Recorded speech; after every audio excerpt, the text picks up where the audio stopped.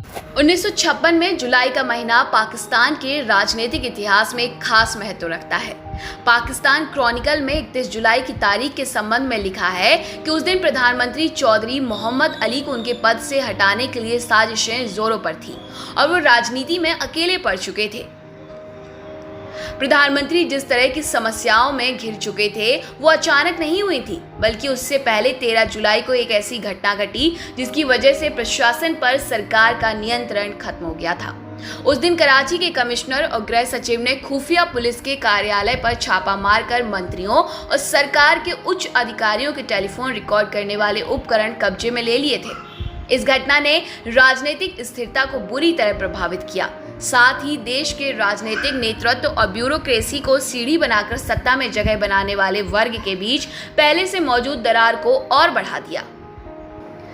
सत्ता में बने रहने के लिए नई नई तरकीबें आजमाई जाने लगी। उनमें से एक तरकीब चुनाव को स्थगित करना भी था, जिसकी सबसे अधिक जरूरत पूर्व गृह मंत्री और तत्कालीन राष्ट्रपति major general retired Iskander Mirza को थी। इस्कंदर मिर्जा ने 1 यूनिट की वजह से बढ़ती बेचैनी की भावना को अपने मकसद के लिए इस्तेमाल करने का फैसला किया था। इस्कंदर मिर्जा कुछ समय में चौधरी मोहम्मद अली के बाद उनके उत्तराधिकारी हुसैन शहीद सोहरावर्दी को भी घर भेजने में कामयाब हो चुके थे। अब उनके सामने समस्या ये थी कि चुनाव के अलावा प्रधानमंत्री फिरोज खान से कैसे बचा जाए। इस मकसद के लिए सबसे पहले उन्होंने पूर्व रियासत कलात के शासक मीर अहमद यार खान को विश्वास में लिया। मैंने भोपाल के नवाब को बुला लिया है, वो प्रधानमंत्री बन जाएंगे, मैं तो राष्ट्रपति हूँ ही, इसके बाद सब ठीक हो जाएगा। मेजर जनरल इस्कंदर मिर्जा ने खान ऑफ कलात मीर अहमद यार खान के कान में आहिस्ता से कहा था, बस तुम कोई ऐसा उपाय करो कि ये सब काम बिना किसी रुकावट के हो जाए। और अगली ही सुबह नवाब ऑफ भोपाल सर हमीदुल्लाह खान पाकिस्तान की राजधानी कराची में थे। इस तरह इस मंसूबे के पूरा होने में इतनी ही देर बाकी रह गई जिसके लिए गालिब ने कहा था 2-4 हाथ, जबकि लवे बाम रह गया। खान ऑफ कलात की किताब इनसाइड बलूचिस्तान के अनुसार उस जमाने में पाकिस्तान के संस्थापक मोहम्मद अली जिन्ना की बहन फातिमा जिन्ना, मुस्लिम लीग के अध्यक्ष खान अब्दुल कयूम खान और 1 साल पहले तक देश के प्रधानमंत्री और पूर्वी पाकिस्तान के कद्दावर नेता हुसैन शहीद सोहरावर्दी विपक्ष का नेतृत्व कर रहे थे। जनता आने वाले चुनाव का इंतजार कर रही थी और राष्ट्रपति इस्कंदर मिर्जा खतरा महसूस कर रहे थे कि इन बड़े नेताओं के मुकाबले में उनकी दाल आसानी से गलने वाली नहीं है। इसी खतरे को भांपते हुए इस्कंदर मिर्जा ने एक योजना बनाई जिसमें एक किरदार नवाब ऑफ भोपाल को और एक खान ऑफ कलात को अदा करना था। ये 1957 की गर्मियों की बात है, जब बलूचिस्तान के रेगिस्तान तांबे की तरह तप रहे थे। बिल्कुल इसी तरह बलूचिस्तान की पूर्व रियासत कलात की जनता, प्रमुखों और बुजुर्गों के दिलों में बेचैनी की लहरें करवटें ले रही थी। वो खतरा महसूस कर रहे थे कि आने वाले दिनों में कलात की स्थानीय परंपरा और बलोच संस्कृति की सिर्फ यादें रह जाएंगी, जिसकी सुरक्षा का लिखित आश्वासन खुद कायद-ए-आजम ने इस क्षेत्र की जनता को दिया था। इस खतरे या दूसरे शब्दों में कहें तो इस सुरक्षा का आधार 1 यूनिट का वो तरीका था जिसे खत्म करने के लिए सरकारी अधिकारी कभी कभी कुछ ऐसा तरीका इस्तेमाल करते जिससे स्थानीय लोग चिंतित हो जाते थे।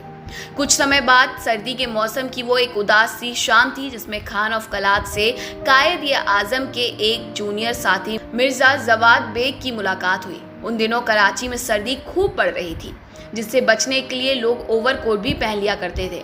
उस शाम खान ऑफ कलात भी ओवरकोट में थे। उनके सिर पर टोपी थी जो उन्होंने उतार कर एक तरफ रखी और दुख भरे लहजे में कहा, देख लेना मिर्जा, चोर दरवाजों से आने वालों की सत्ता की हवस हमें कहीं का नहीं छोड़ेगी।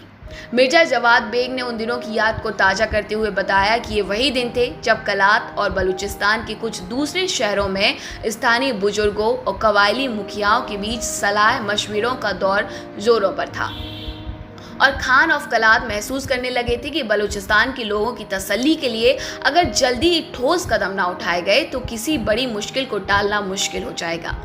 दिन गुजरते गए और बलूचिस्तान के रेगिस्तानों की झुलसा देने वाली गर्मी थोड़ी कम हुई। ठीक उन्हीं दिनों में कबायली बुजुर्गों के एक प्रतिनिधि मंडल ने कलात में खान से मुलाकात की और उन्हें अपनी सुरक्षा और शिकायत के बारे में 6 बिंदुओं का मेमोरेंडम दिया। इसमें उन्हें याद दिलाया गया कि 1948 में कलात रियासत के पाकिस्तान में विलय के समय कायद-ए-आज़म ने आपको आश्वासन दिया था कि स्थानीय संस्कृति और परंपरा का सम्मान किया जाएगा और इसकी सुरक्षा की जाएगी। लेकिन बदकिस्मती से अब स्थिति विपरीत है। इस तरह की मुलाकातों का सिलसिला आने वाले दिनों में भी चलता रहा, तो यहाँ तक कि 8 अक्टूबर 1957 को बलूचिस्तान के 44 कबायली प्रमुखों का एक प्रतिनिधि मंडल खान ऑफ कलात के नेतृत्व में राष्ट्रपति इस्कंदर मिर्जा से मिला और उन्हें वो ज्ञापन सौंपा जो कई माह पहले से तैयार किया जा रहा था।